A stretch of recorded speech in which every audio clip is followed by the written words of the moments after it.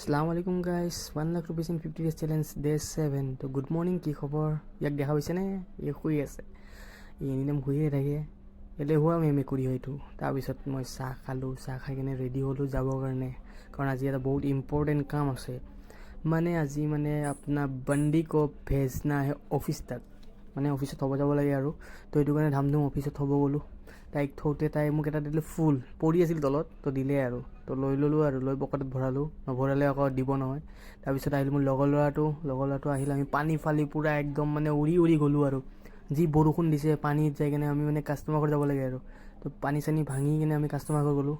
তো ইনডোৰটো বহাই দিলোঁ ইয়াতে, বেছি দেখুওৱা নাই আৰু আপোনালোকক। তো ইনডোৰটো বহাই দিলোঁ, কিন্তু আউটডোৰটো বহাব লগা হ'ল। তো ই অলপ ফ্লেক্স দিলে আৰু ইয় বুলি, দুটালা ওপৰত উঠে ন, ঠিক কিনে এতিয়া ড্ৰিল কৰিবহি।